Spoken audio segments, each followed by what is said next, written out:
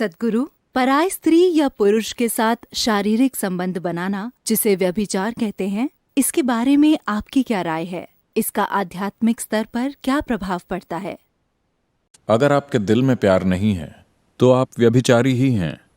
अगर आपने ऐशो आराम के लिए खुद को जीवन के किसी पहलू के हवाले कर दिया है, जरूरी नहीं कि वो आदमी हो या औरत हो,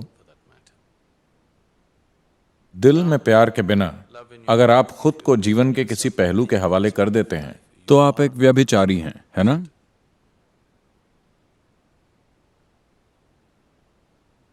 तो क्या मैं व्यभिचार के खिलाफ हूं? हां, उस मायने में हां, हर पहलू के साथ।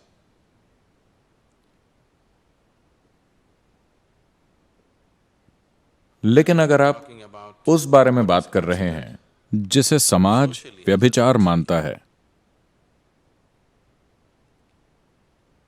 तो ये उस व्यक्ति पर है, और जो भी काम आप करते हैं उसका एक नतीजा होता है।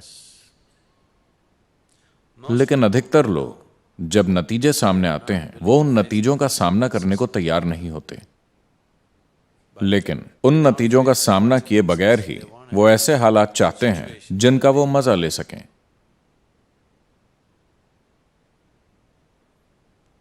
फिर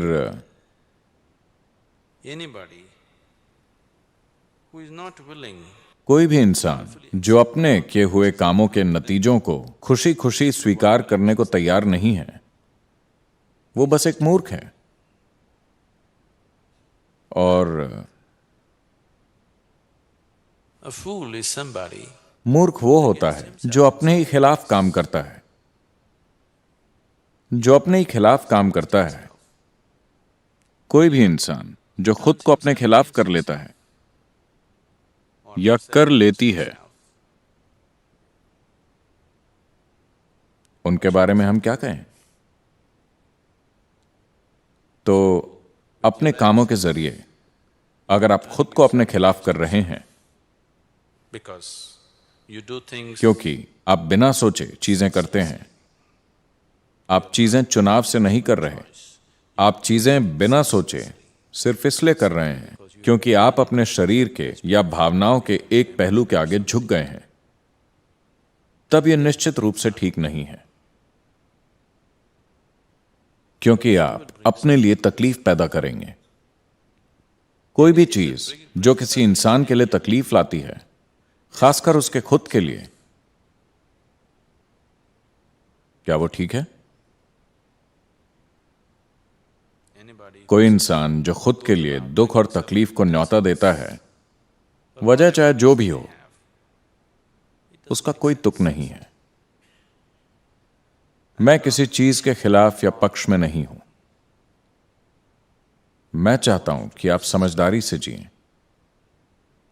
जिसमें भी आपको सबसे ज्यादा समझदारी लगे, आपको वही करना चाहिए। क्या यह गलत है, क्या वो गलत है, मुद्दा यह नहीं है। क्या आप अपना जीवन समझदारी से जी रहे हैं? सवाल बस यही है। या क्या आप किसी चीज के गुलाम हैं और मेरी सहमति लेने की कोशिश कर रहे हैं अपनी किसी बेवकूफी के लिए? नहीं, मैंने न तो किसी काम के लिए मंजूरी दी है और न ही नामंजूरी दी है। जब तक आप उस बारे में समझदारी से बर्ताव कर रहे हैं जो आप कर रहे हैं। नासमझी भरा जीवन पाप है ना?